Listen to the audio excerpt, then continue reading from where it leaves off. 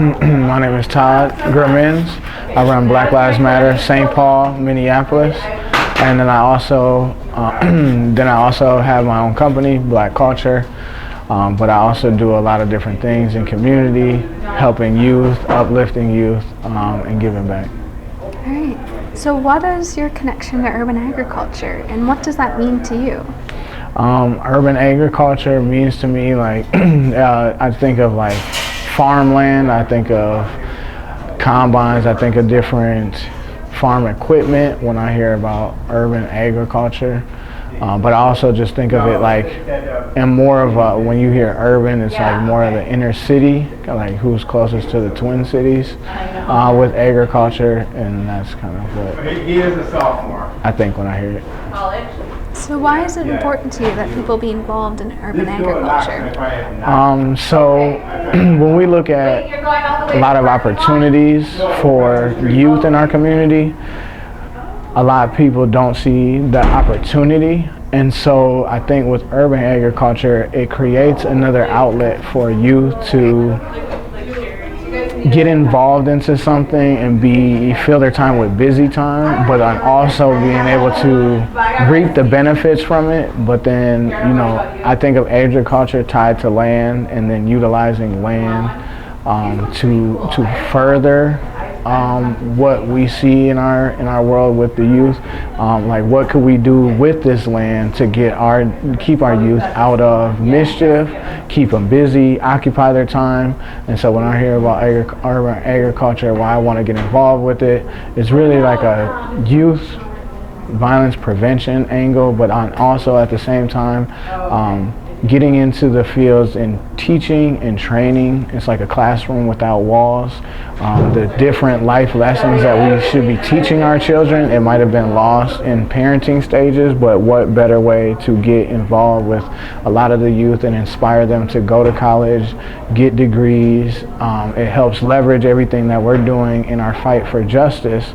If we're well-rounded, have better education. If I have a PhD and I want to come help my community, what that looks like. And so to be able to have those conversations with our youth that might think that maybe education is not for them, there's always a learning curve for everything, no matter what it is that a human does in this earth.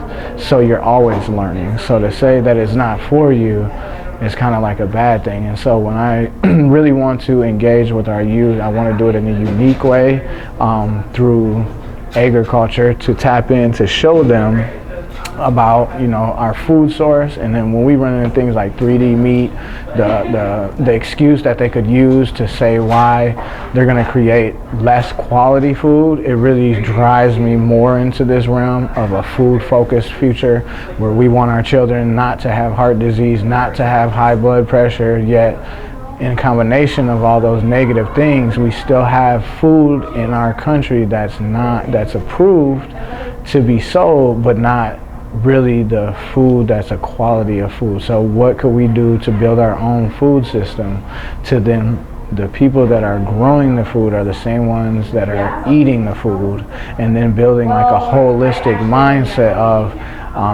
if we're only going to import food and it's bad for our health, well, we're going to have to take the initiative and start growing the food that we know is healthy and safe to eat, free of pesticides, free of those kind of things. So it's really affecting how we act in our community. And when we look at things like police brutality, if we don't have a sound mind, body, and spirit, and then a person wonder why we might do something questionable, a lot of things that aren't taken into account is like, what is your input? What is that person inputted in their body to make their mental health be off? Or like these things they would act like aren't even talked about or thought about.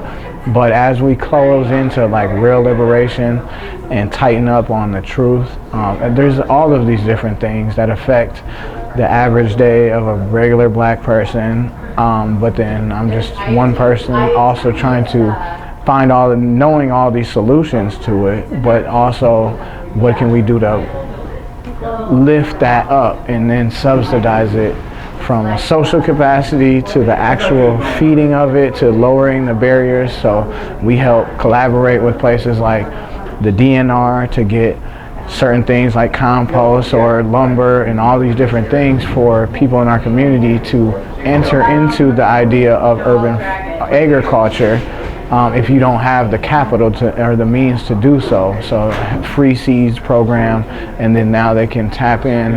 And so when I bring my energy to this space, it brings that resource so people know their resources, and then just really being a community leader in that aspect. And then so I know I have that opportunity, I want to bring others with me. So now there's this walking resource into getting into an industry that typically a lot of our ancestors were involved in.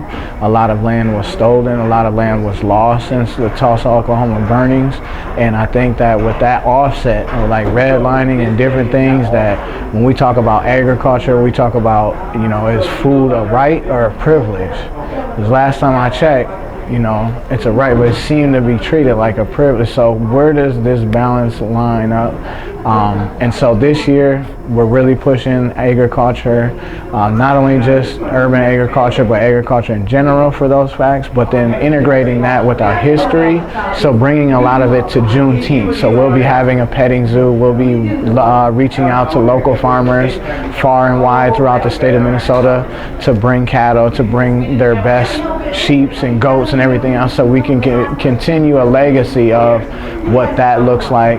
Trying to really engage Black farmers, but all farmers that are willing to help teach our people, get us the grow license, support or sponsor all of the initiatives that we're looking to do, could be done so through Juneteenth. And then a lot of our programming outside of that gets helped and funded. And so that's kind of where a bigger push, mixing our Black Lives Matter and Philando Castile gardens that we've done, but then turning around and making it with purpose, a spiritual kind of ancestral kind of thing through Juneteenth, and then listening to some of our elders that are helping pioneer this path. And then I'm just a person helping connect all the dots from our fight back in the 60s to where we are today with modern time, Martin Luther King, Malcolm X, and then just fine-tuning a lot of what policy recommendations we would say to the state, to the world, to the universe, that Mother Earth should be saved and we should take it serious, but at the same time we can get our youth active in this space and knowing what it's going to take to get a wean off of fossil fuels and do something more impactful for our community. Planting trees helps eliminate carbon emissions, and one day that it might make more sense for people in the future, but the only way it's going to change is if we switch gears and get our people thinking like this. And how do we do it? We have to start somewhere, and it starts with something simple as this, like a one-off video, so you could capture it from beginning to end, and then as it gets bigger and bigger and bigger, people will wonder what is going on or how did it happen, and you're capturing some of the proof before it hits the fan. So. Absolutely. Yeah. And can you speak a little more too about what are those specific supports that you're looking for, not only to give to your community, but that you want to receive either from other organizations or maybe from a city or county level that can help you achieve these goals? We really need help with kicking this kind of thing off financially. Again, I think sponsorship towards Juneteenth helps give us our leverage into fully funding opportunities that we see fit for our youth in our community.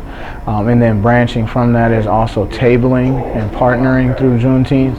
But then taking a step further, once that's here and even before then, figuring out ways to engage with youth from seniors alike, because we're doing a lot of raised garden beds with the help of Youth Prize, also Junior Achievement North, and the University of Minnesota through Extension and other programs as well.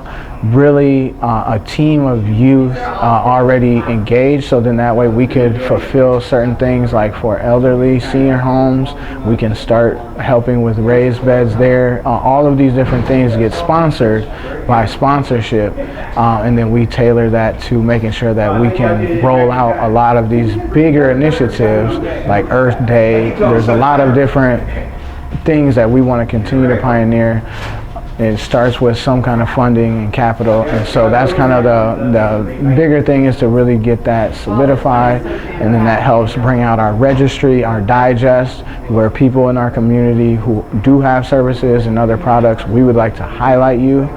So once kind of we get the right infrastructure in place in a digital capacity, then we can share that love by local farmers if they offer chickens for sale or just eggs themselves. How does that get to the streamline of people who are committed to purchasing through this kind of realm of urban farming? And so we want to make it where the mom and pop shops of farming have an equal opportunity of selling their produce for a higher price, or almost at the market price, than trying to go to any markets and sell it for cheaper than what they know they've worked hard in their field to do. We want to streamline it where there's big supports behind it, and really just bring connections in it.